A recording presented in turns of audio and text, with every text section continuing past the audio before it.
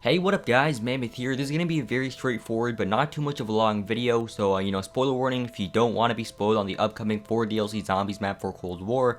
But yeah, we're going to start with the first DLC Zombies map in Vietnam. Now this map has been codenamed Firebase Z, which suggests that it will take place in either the Quezon base during the 1980s, or will take place in Firebase Ripcord, also in Vietnam during the 1980s. Which by the way, Firebase Ripcord, there was a mission in the campaign where there was a bit of a sort of tease of this map coming, as they kind of foreshadowed that with showing zombies legit chasing us in the campaign in a dark cave when not listening to Adler's side. And then now whenever you might think of Vietnam zombies, or you might think of the similarities it might have to Shangri-La due to it being located in the jungle-like-esque environment. But however, it looks like that this will have some borrowed assets coming from not Shang, but from Kino Numa, another jungle-like-esque map that can be definitely remade with a twist, just like how Nog was remade with a twist in D Machina. But I bring up Kino Numa because there's a doctor's quarter sign outside this Vietnam campaign mission, the same mission where zombies chase you and whatnot. When you glitch out of the map in the helicopter sort of scene, you will see this doctor's quarter sign outside this map. And if you didn't know, this doctor's quarter sign, right, is the same exact sign that could be spotted in Kino Numa. Now another reason to bring Kino Numa into this as well is because of 4 Easter egg songs, right, that's been found in the game files for Cold War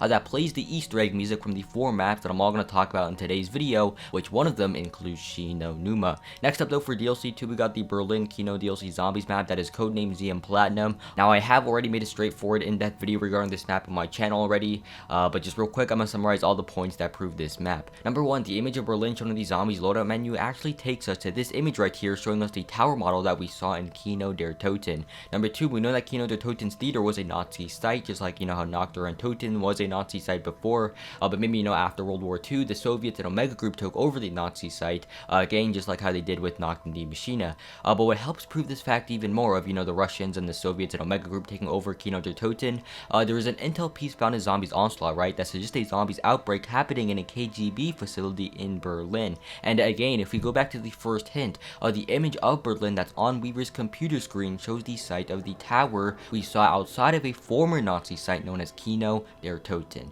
Proof number 3, the Easter egg song of 115 was found in the files of Cold War like I mentioned earlier. Proof number 4, when loading into D Machina, there will be coordinates that reveals the location very close to the Kino der Toten theater.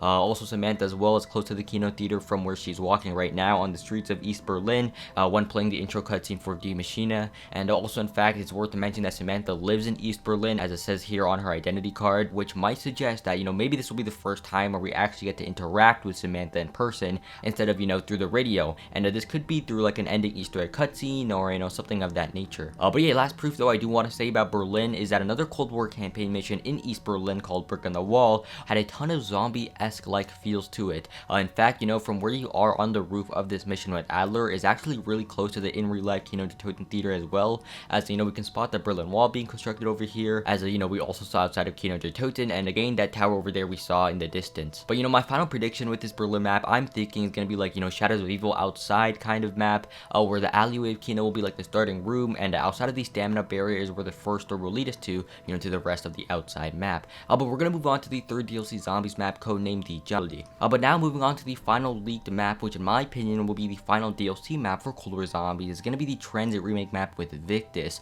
Kind of like how Origins was the final DLC map for Black Ops 2, and it returned the characters we knew and loved known as Primus. Again, just like all the maps I discussed, Transit Easter egg song Carry On was also found in the game files of Cold War, and I guess another thing to say that proves this map is that the voice actress for Misty has been going to recording Boost Studios lately. Maybe that could be a stretch, and maybe it could not be for Misty, but I'm not too sure. But another hint that we can maybe apply with this Transit remake map is the vent noise that we can hear coming from the particle accelerator room in D Machina that resembles the line that might come from the Victis crew, and as well as the grunt sound as well in that vent sound that could very much sound like Stuhlinger as well. I made a whole video on that though if you want to hear it for yourself. I will link it down below just like everything else, including sources down below.